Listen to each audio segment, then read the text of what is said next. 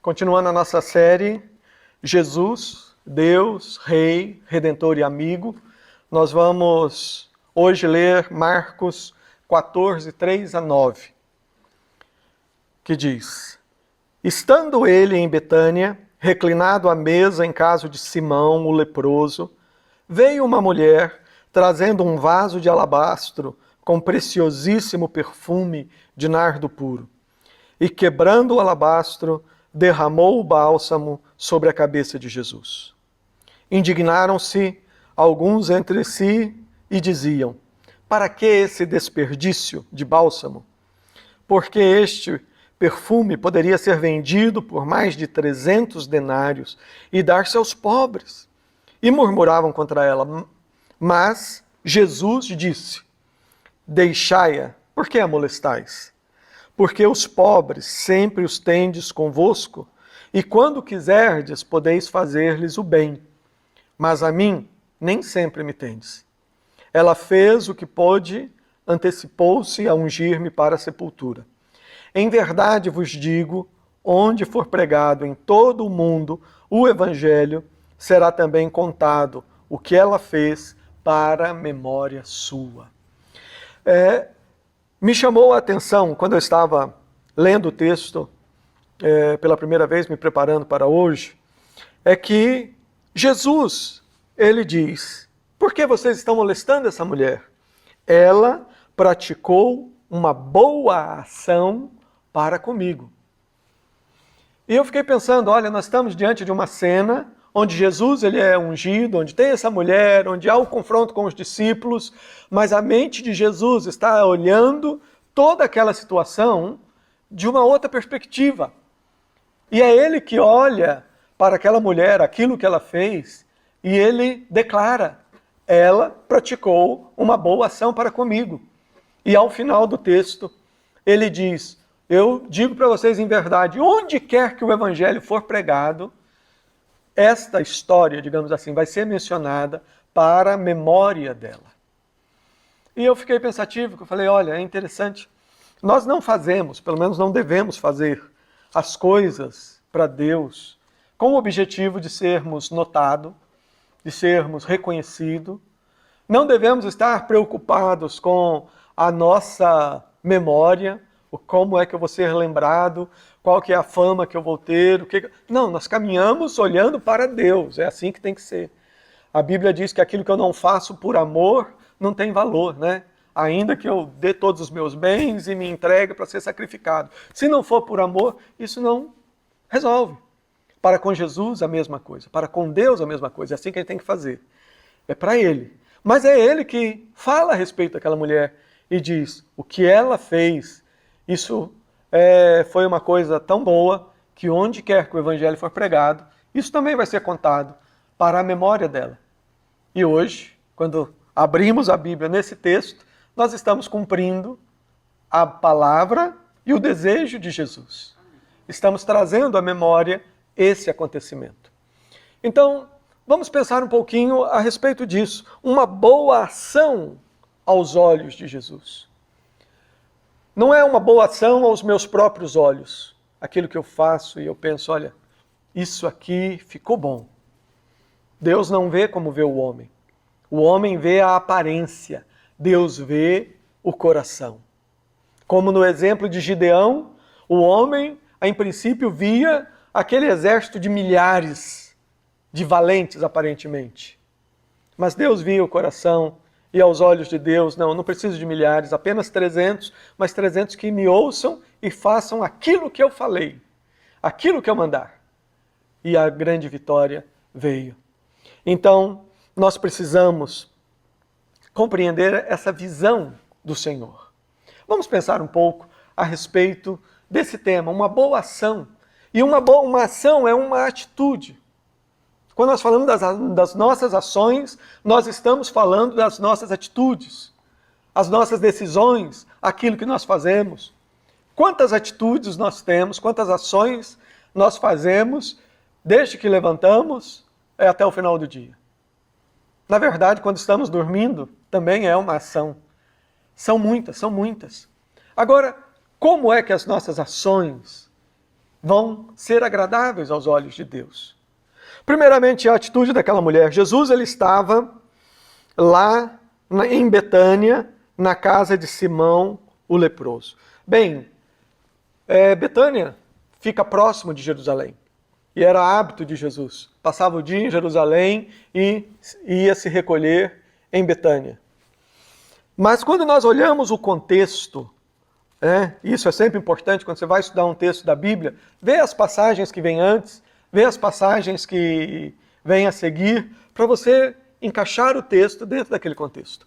E é muito interessante que o verso 13, Jesus Cristo ele está proferindo o sermão profético, quando ele está falando de julgamento, fala dos fatos que estariam seguindo, ele fala até mesmo da sua segunda vinda e todas essas coisas. Um dos sermões mais fortes e contundentes de Jesus. O capítulo 14, ele inicia mostrando aqui que os escribas e os sacerdotes, e nós conversamos sobre esses homens religiosos, fariseus, escribas, em praticamente todos os domingos até agora, eles estavam nesse momento planejando como é que eles iriam matar Jesus, a traição. Eles estavam arquitetando esse período. E Jesus, até esse momento, ele já tinha falado com os discípulos, ele já tinha se revelado aos discípulos, ele já tinha falado aquilo que deveria acontecer, e ele estava agora vivendo esse momento. Essa é a passagem que vem antes, e depois do texto que lemos, nós temos a passagem onde Judas, ele vai e trai, e entrega Jesus Cristo. Com isso, o que nós estamos dizendo? Que era um momento tenso, era um momento no qual algo muito importante estava acontecendo. Era um momento de provação, era um momento onde o próprio Jesus estava caminhando para a cruz, para a morte, para a crucificação e após a ressurreição. Mas aquele momento, a ênfase era a cruz.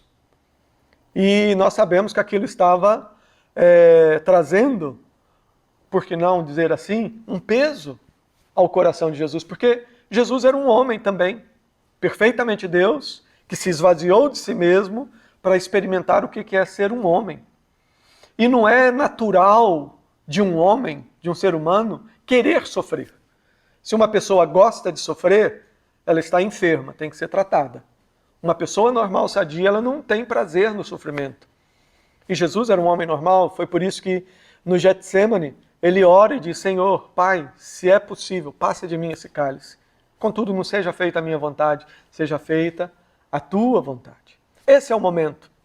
E enquanto ele estava ali, reclinado, ali na casa de Simão, o leproso. Simão era conhecido dessa maneira, mas possivelmente foi o nome que ficou, mas aqui entendemos que ele já havia sido curado, certo? Porque de outra forma ele não estaria tendo essa liberdade de receber pessoas em casa. Possivelmente Jesus tenha feito esse milagre.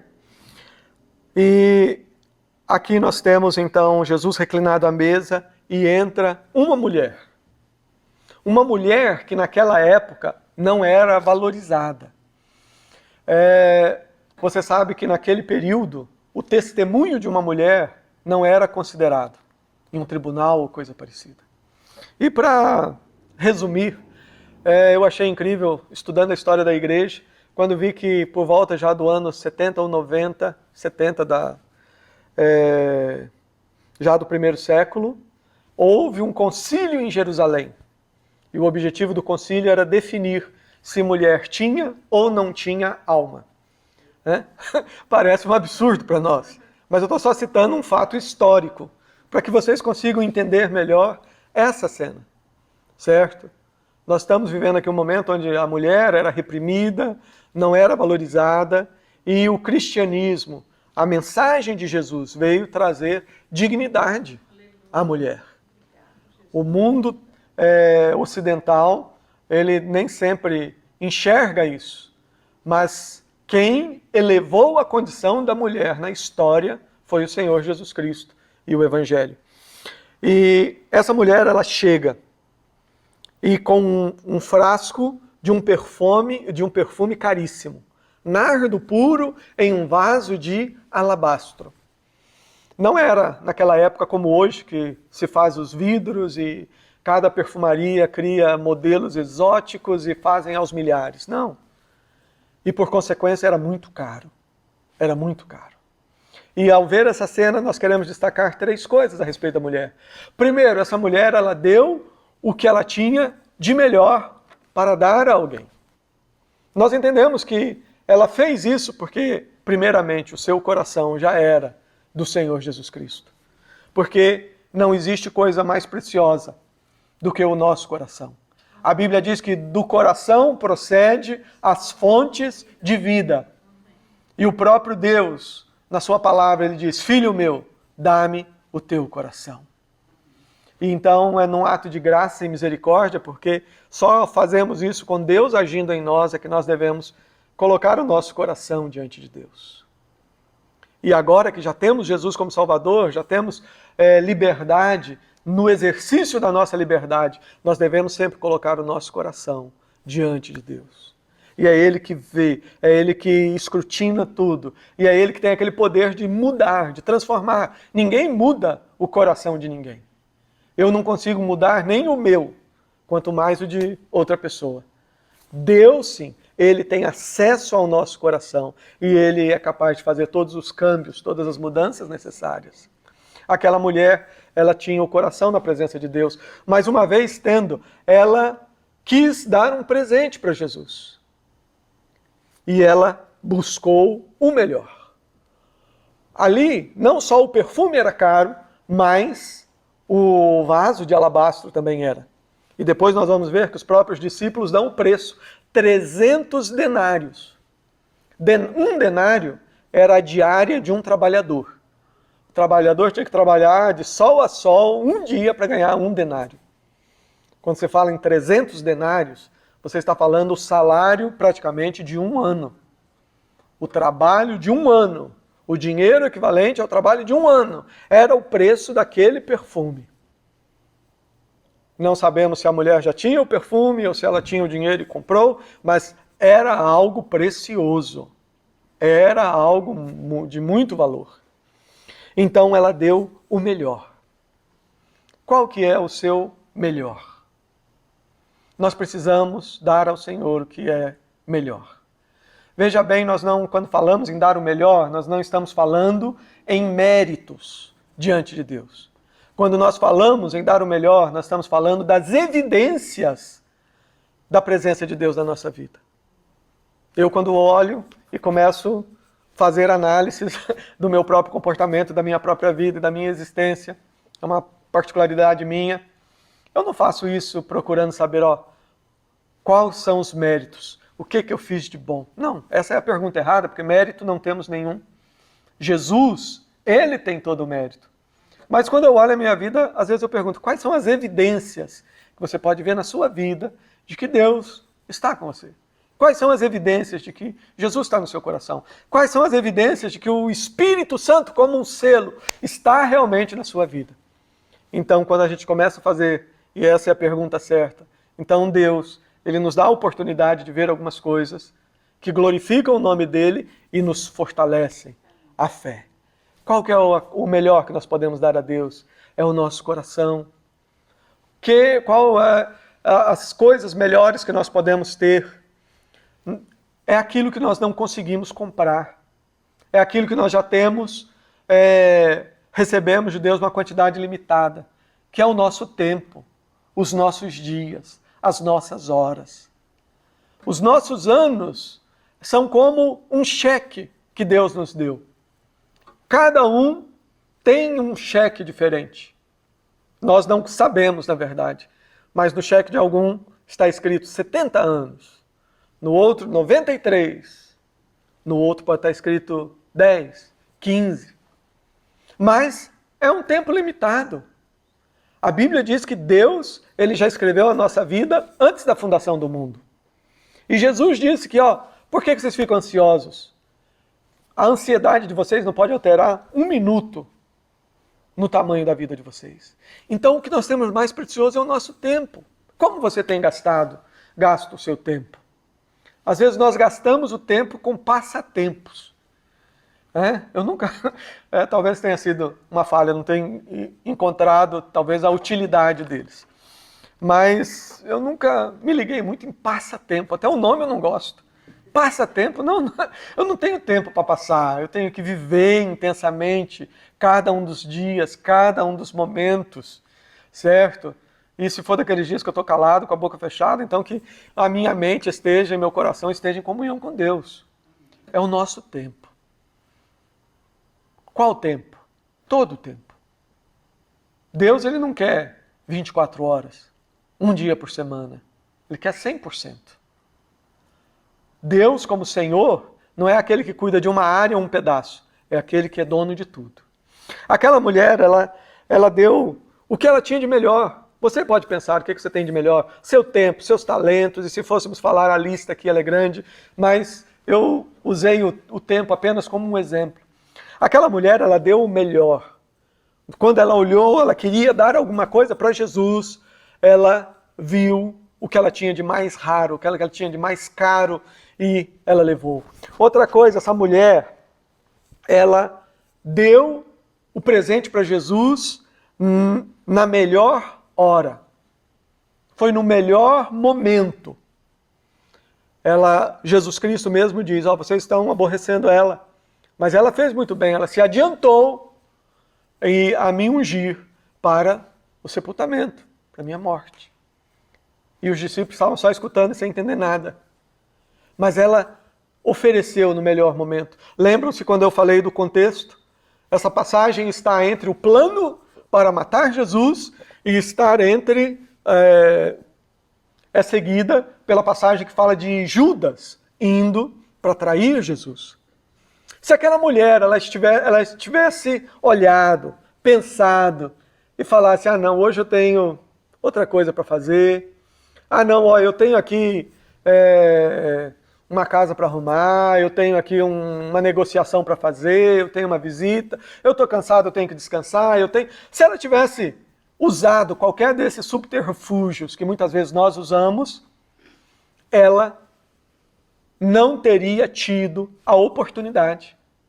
Porque você lê a passagem, você vê já na sequência, você já tem Jesus sendo preso, você já tem a crucificação.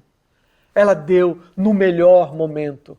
Era a hora, nem antes nem depois, no momento exato. Aquilo que você tem para fazer para Deus, você tem que fazer no melhor momento.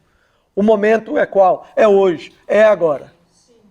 O momento é hoje, é agora. Amanhã Deus nos dará novas oportunidades, novas tarefas, mas aquilo que eu não fizer para o Senhor hoje, eu não vou ter mais a oportunidade de fazer. A demonstração de amor para com o próximo é hoje. A minha ação de falar de Jesus para alguém é hoje. O meu cuidado é hoje. Meu tempo de oração é hoje. Meu tempo de leitura da Bíblia é hoje. É o melhor momento. É o melhor momento. É o agora. Por que é hoje? Porque eu não sei se vou ter um amanhã. E eu sei que sempre quando eu falo frases semelhantes a esta, causa às vezes um certo desconforto em alguns, mas é a verdade. É a verdade. E a Bíblia diz que é melhor, às vezes, as dores causadas por quem ama, do que aquela palavra doce que é dada na boca de alguém que só quer, de repente, te agradar. A Bíblia, ela nos fala isso. Nós temos hoje.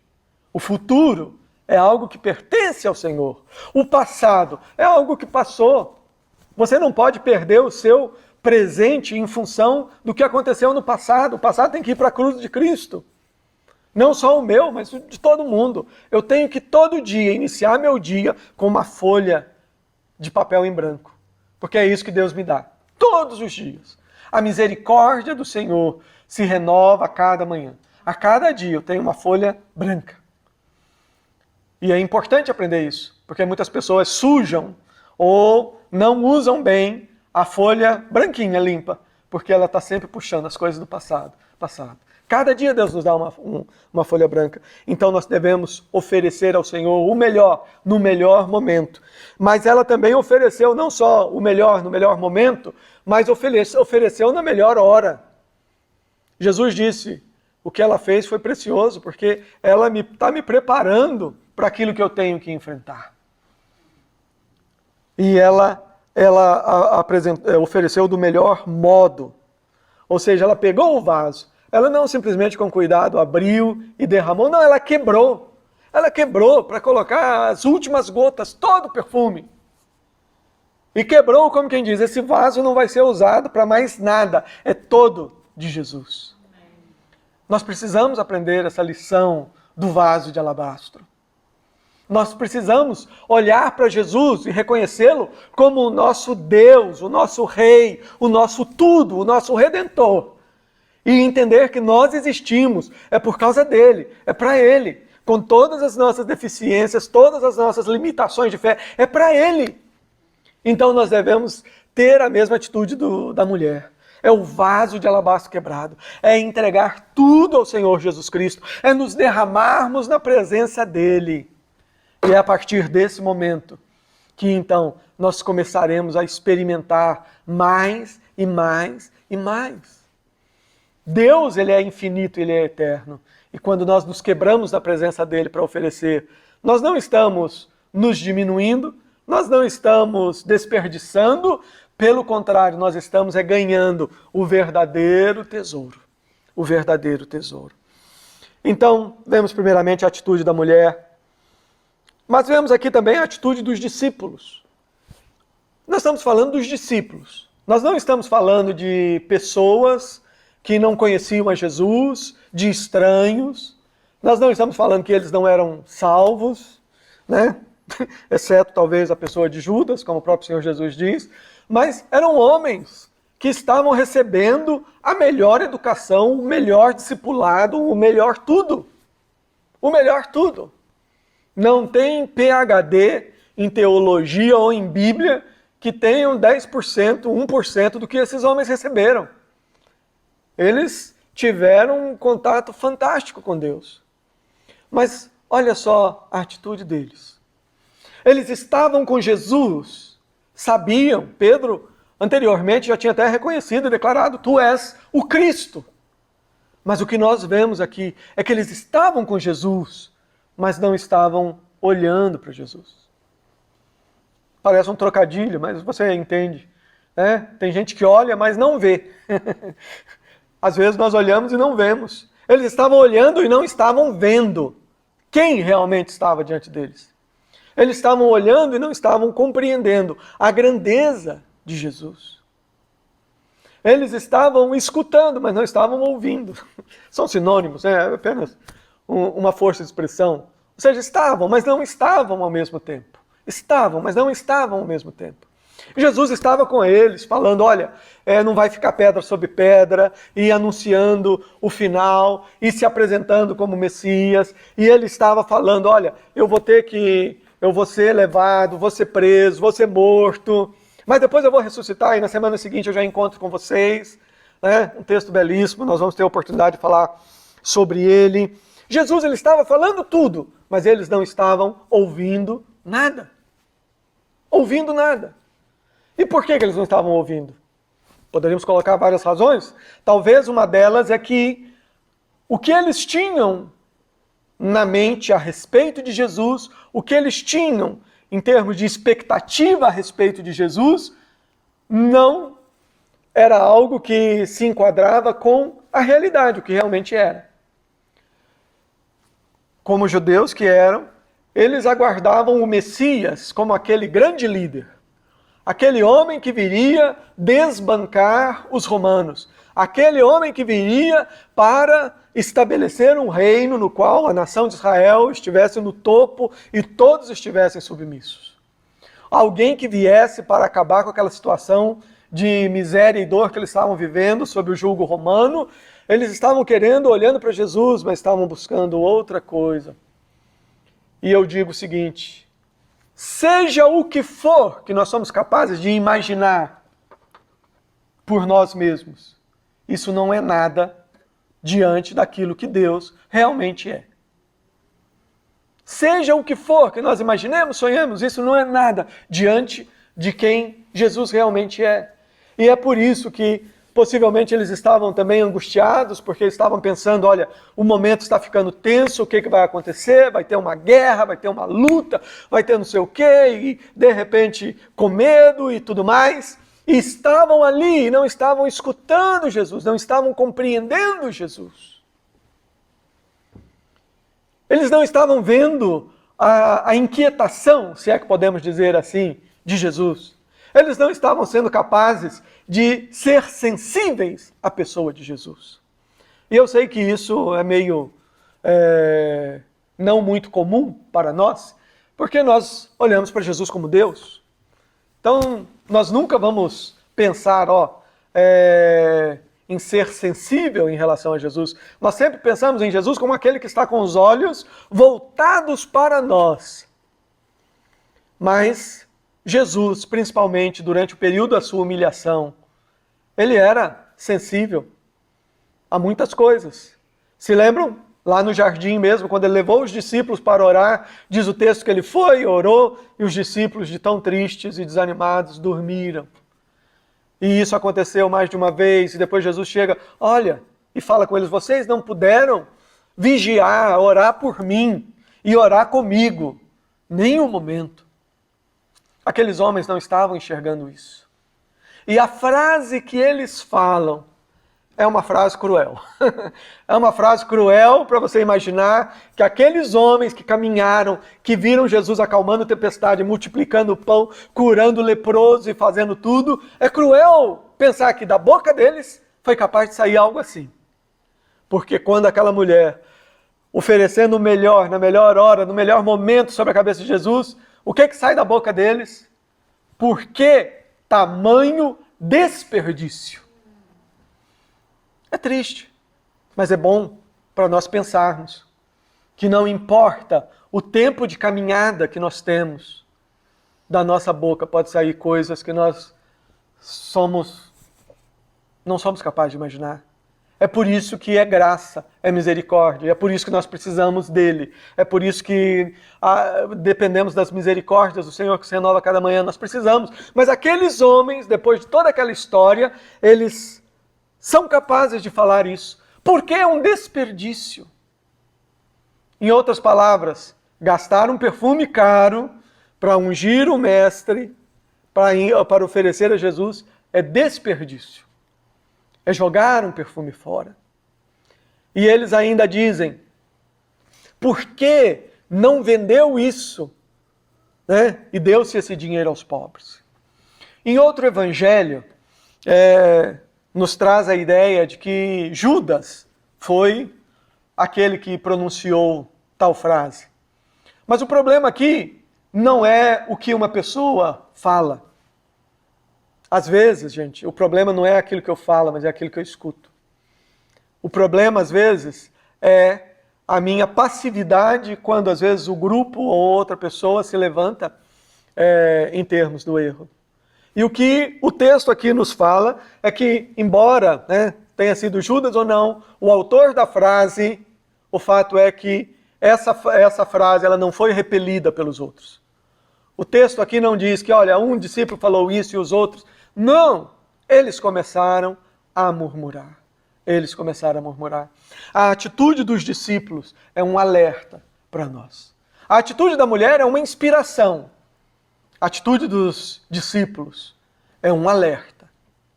Para que nós entendamos que nós precisamos diariamente caminharmos para a cruz.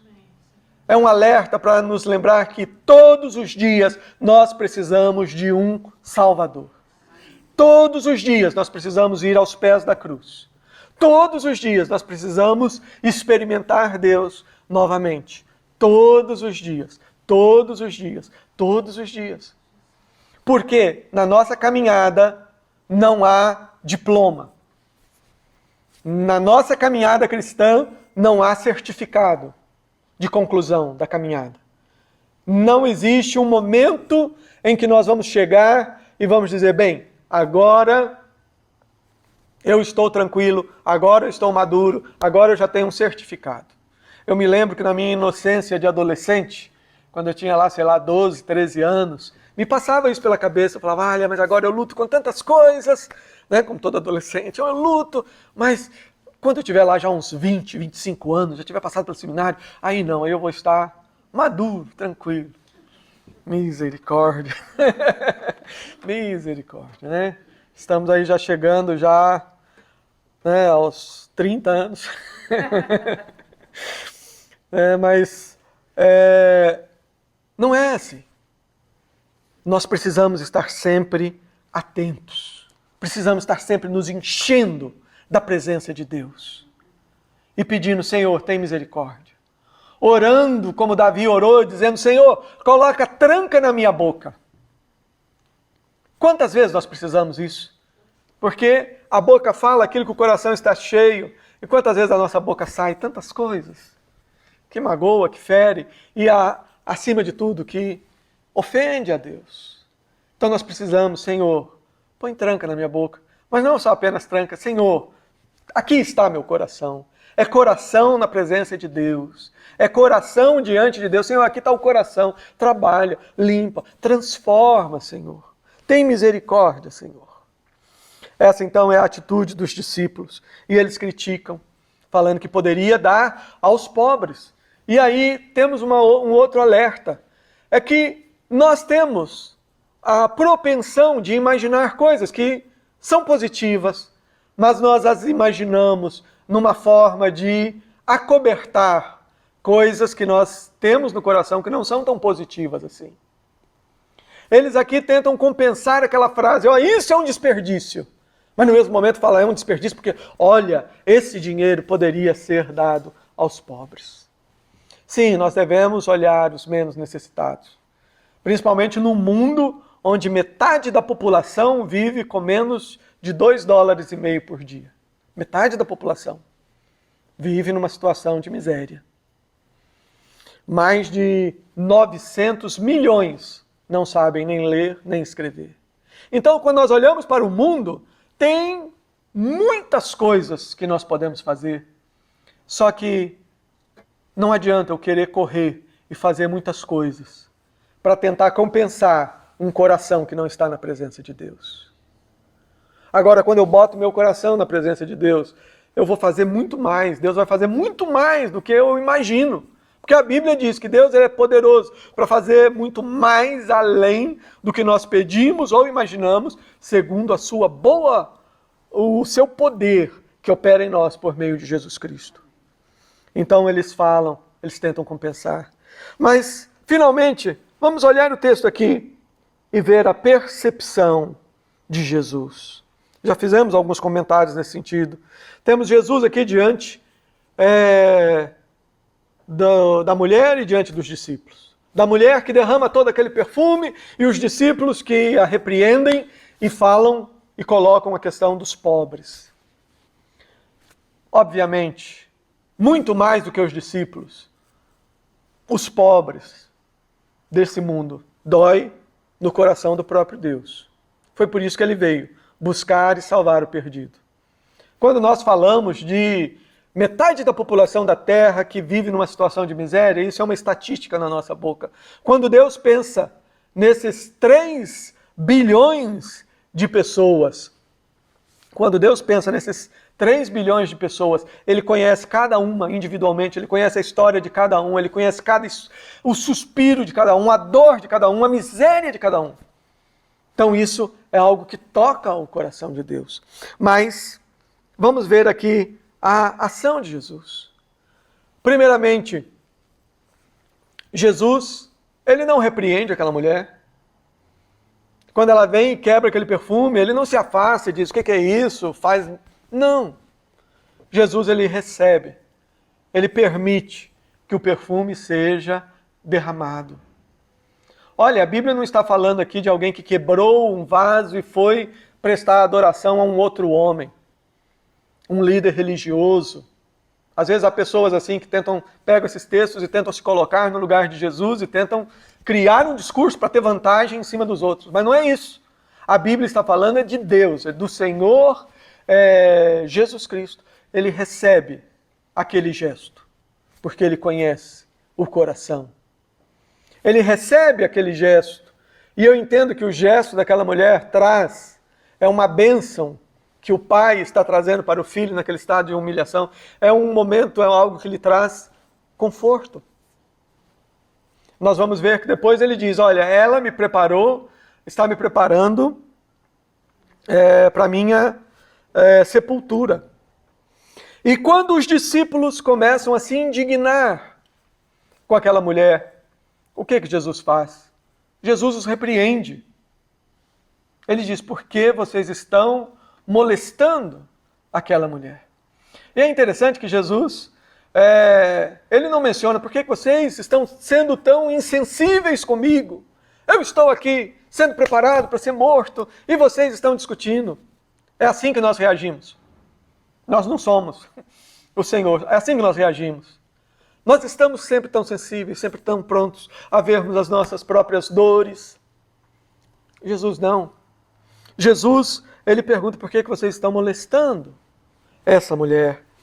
E ele diz, ela praticou uma boa ação para comigo. Como eu falei, nós não praticamos boas ações como méritos. Mas boas ações na nossa vida é o que a Bíblia chama de frutos. Frutos que o próprio Deus produz. Frutos que são produzidos quando nós estamos vinculados à videira, que é Jesus Cristo. São frutos que vêm, frutos que Deus produz. É tudo para a glória dele, que glorifica o nome dele. E Jesus é como se ele tivesse dito, olha, ela produziu aqui um bom fruto. Ela praticou uma boa ação para comigo. E ele disse para os discípulos, vocês, quando vocês quiserem, vocês podem fazer boas ações para os pobres, porque os pobres sempre tereis convosco. Quando Jesus expressa dessa maneira, ele não está desvalorizando a ação. Ele não está desvalorizando os pobres.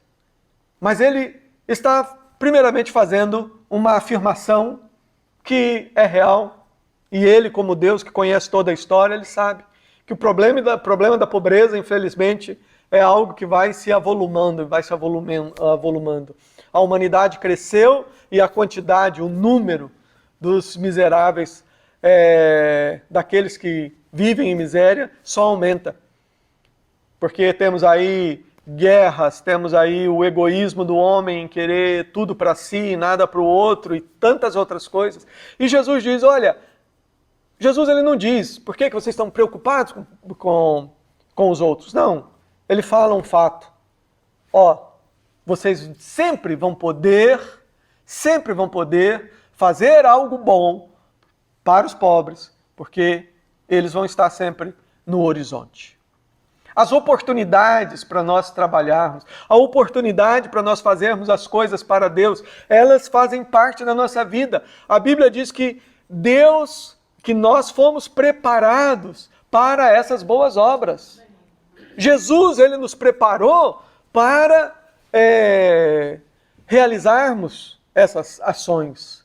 E ele mesmo diz, você é sal, você é luz. E ninguém acende uma luz para colocar ela debaixo da cama, mas coloca no velador. Jesus está falando, você é luz acesa. E ele não colocou você aqui para ficar escondido. Ele colocou você aqui para alumiar, para brilhar. Para brilhar. Jesus Cristo, ele afirma, os pobres sempre tereis convosco, mas a mim vocês não terão sempre. Entendam, Jesus é Deus, ele está sempre conosco.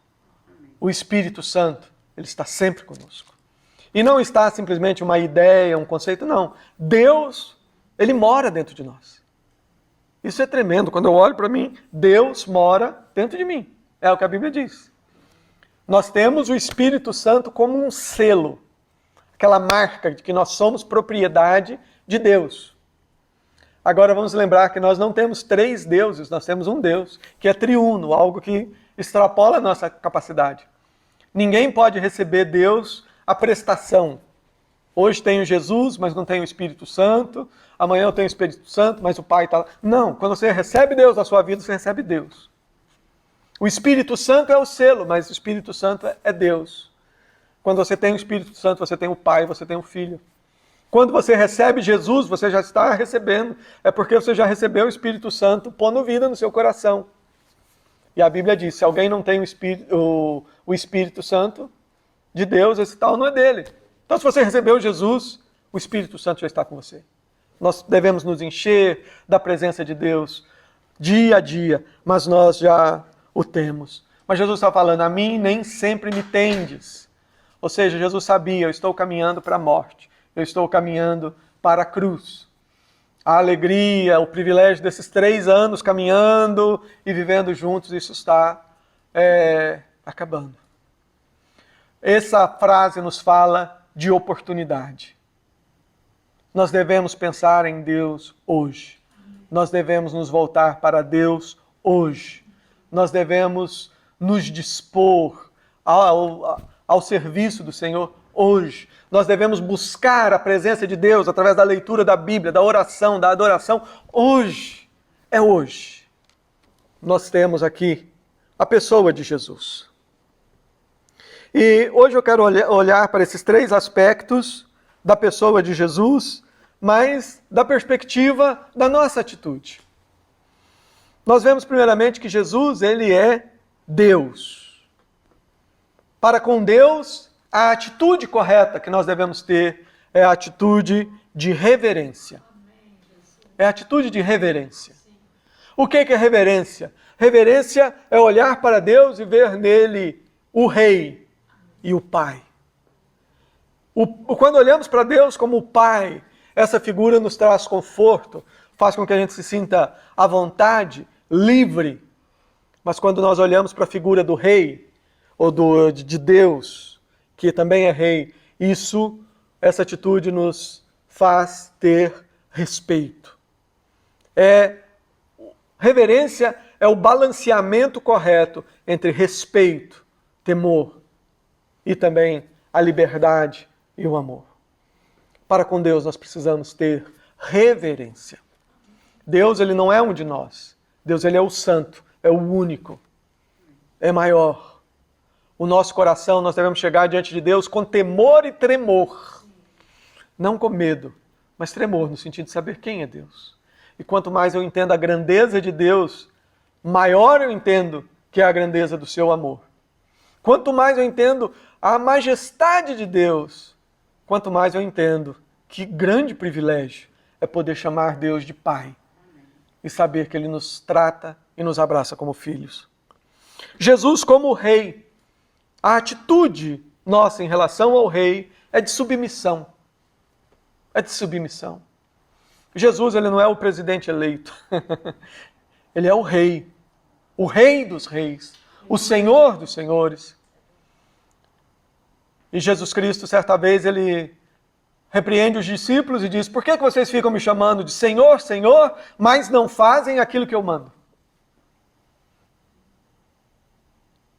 Chamar Jesus de Senhor, afirmar que Ele é Rei, é fácil. O desafio é sermos submissos a Ele.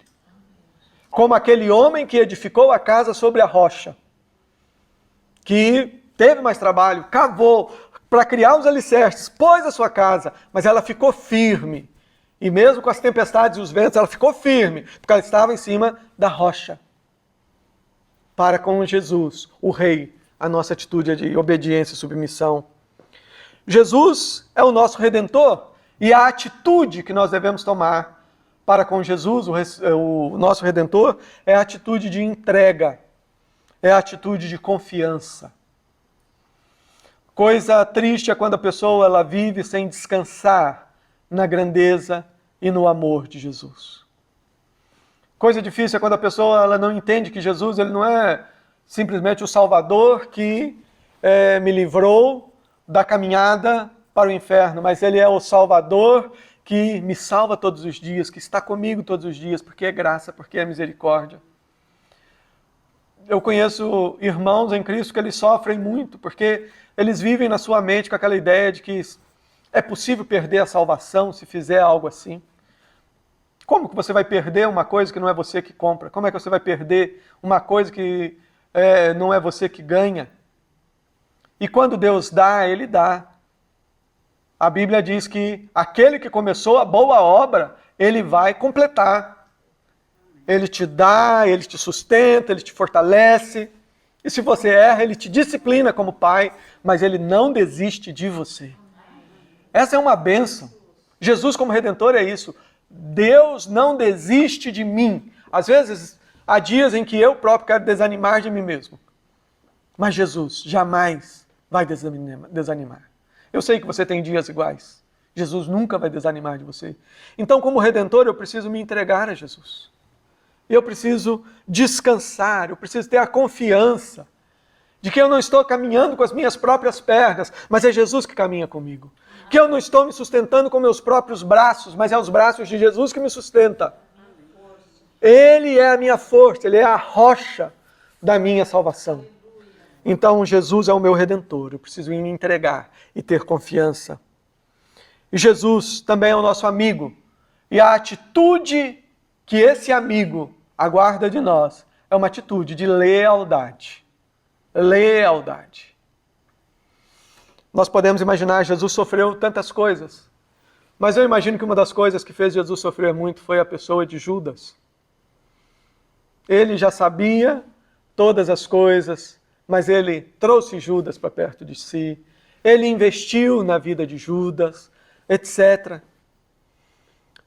E, mesmo assim, ele sabia do coração de Judas, ele sabia da traição que estava brotando naquele coração, ele sabia que Judas, no exercício do seu arbítrio, ele estava para traí-lo. Falta de lealdade.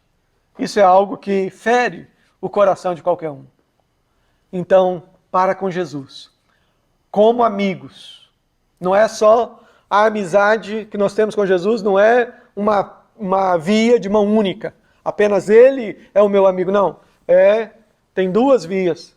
Então não é só o fato dele ser leal comigo, não desistir de mim, me abraçar, mas é o fato também de nós sermos leais a Ele, amarmos, estarmos prontos para ouvir, prontos para ser usados. Que Deus nos abençoe e que Ele próprio, para a glória dEle, através dessa passagem, Ele produza os frutos que Ele deseja na minha vida, na sua vida.